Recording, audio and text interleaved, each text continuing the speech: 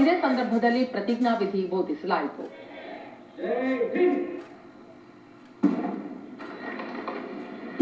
ಉತ್ತಮ ಸೇವೆ ಸಲ್ಲಿಸಿದ ಸಿಬ್ಬಂದಿಗೆ 2024ನೇ ಸಾಲಿನ ಡಿಸಿ ಡಿಸ್ಕ್ ಪ್ರಶಸ್ತಿಗಳನ್ನು ವಿತರಿಸಿದರು. ಈ ಸಂದರ್ಭದಲ್ಲಿ ಅಗ್ನಿಶಾಮಕ ಮತ್ತು ತುರ್ತು ಸೇವೆಗಳ ಹೆಚ್ಚುವರಿ ಆರಕ್ಷಕ ಮಹಾನಿರ್ದೇಶಕ ಎಂ ನಂಜುಂಡಸ್ವಾಮಿ ಸೇರಿದಂತೆ ಮತ್ತಿತರ ಹಿರಿಯ ಅಧಿಕಾರಿಗಳು ಉಪಸ್ಥಿತರಿದ್ದರು.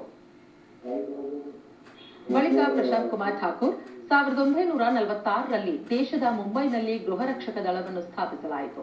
ಪ್ರಸ್ತುತ ರಾಜ್ಯದ 27 ಜಿಲ್ಲೆಗಳಲ್ಲಿ ಸುಮಾರು 30,000 ಗೃಹ ರಕ್ಷಕರು ಹಾಗೂ 5,000 ಅಪರ ರಕ್ಷಕರಿದ್ದಾರೆ. ಪ್ರಕೃತಿ ವಿಕೋಪ, ಕರಾವಳಿ ಪ್ರದೇಶದಲ್ಲಿ ಅವಘಡಗಳು ಸಂಭವಿಸಿದಾಗ ಉತ್ತಮ ರೀತಿಯಲ್ಲಿ ಕಾರ್ಯನಿರ್ವಹಿಸಿದ್ದಾರೆ. ಅದೇ ರೀತಿ ಬೇರೆ ರಾಜ್ಯಗಳಲ್ಲೂ ಸಹ ಉತ್ತಮ ಸೇವೆ ಸಲ್ಲಿಸಿದ್ದಾರೆ ಎಂದರು. ದೂರದರ್ಶನದೊಂದಿಗೆ ದಾವಣಗೆರೆ ಜಿಲ್ಲೆಯ ಗೃಹ ರಕ್ಷಕ ಎಂ ರಾಘವೇಂದ್ರ ಗೃಹ ರಕ್ಷಕ ದಳದಲ್ಲಿ 23 ವರ್ಷಗಳಿಂದ ಸೇವೆ ಸಲ್ಲಿಸುತ್ತಿದ್ದು ಮುಖ್ಯಮಂತ್ರಿಗಳ ಪದಕ ಲಭಿಸಿತ್ತು. ಈಗ ಸೇವಾ ಪ್ರಶಸ್ತಿಯಾದ ಡಿಸಿ ಡಿಸ್ಕ್ ಪ್ರಶಸ್ತಿ ದೊರೆತಿರುವುದು ಸಂತಸವಾಗಿದೆ ಎಂದರು. ಎಲ್ಲರಿಗೂ ಗೃಹ ರಕ್ಷಕ ದಿನಾಚರಣೆಯ ಶುಭಾಶಯವನ್ನು ಕೋರ್ತಾ ಇದ್ದೀನಿ.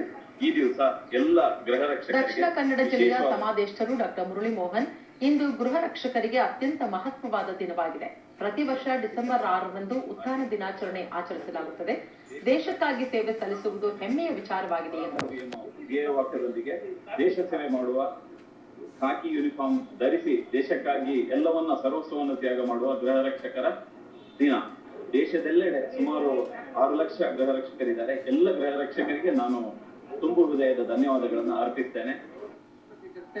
ಅಗ್ನಿಶಮನ ರಾಯಚೂರು ಜಿಲ್ಲೆಯ ರಾಣೋಜಿ ಕಂಪನಿ ಕಮಾಂಡರ್ ಪ್ರಥಮ ಚಿಕಿತ್ಸೆ, ಅಗ್ನಿಶಮನ, ಮಾನವ ನಿರ್ಮಿತ ಪ್ರಕೃತಿ ವಿಕೋಪ ಸಂಭವಿಸಿದ ಸಂದರ್ಭದಲ್ಲಿ ಉತ್ತಮ ಕಾರ್ಯನಿರ್ವಹಣೆ ಮಾಡಿದವರಿಗೆ ಡಿಸಿ ಡಿಸ್ಕ್ ಪ್ರಶಸ್ತಿ ನೀಡಲಾಗುತ್ತದೆ. ಈ ಪ್ರಶಸ್ತಿ ಲಭಿಸಿರುವುದು ಸಂತಸದ ಸಂಗತಿಯಾಗಿದೆ. ಮಹಾರಾಷ್ಟ್ರ, ಆಂಧ್ರಪ್ರದೇಶ ಮತ್ತು ಹಲವಾರು ರಾಜ್ಯಗಳಲ್ಲಿ ಉತ್ತಮವಾಗಿ ಕೆಲಸವನ್ನು ನಿರ್ವಹಿಸಿದ್ದಕ್ಕಾಗಿ ಸರ್ಕಾರವು ಇವತ್ತಿನ ಡಿಸೆಂಬರ್ 6ರಂದು ಗೃಹ ರಕ್ಷಕ ದಿನಾಚರಣೆಯಂದು ಈ ಡಿಸ್ಕ್ ಪ್ರಶಸ್ತಿಯನ್ನು ವಿಶ್ವ ಏಡ್ಸ್ ದಿನಾಚರಣೆ ಅಂಗವಾಗಿ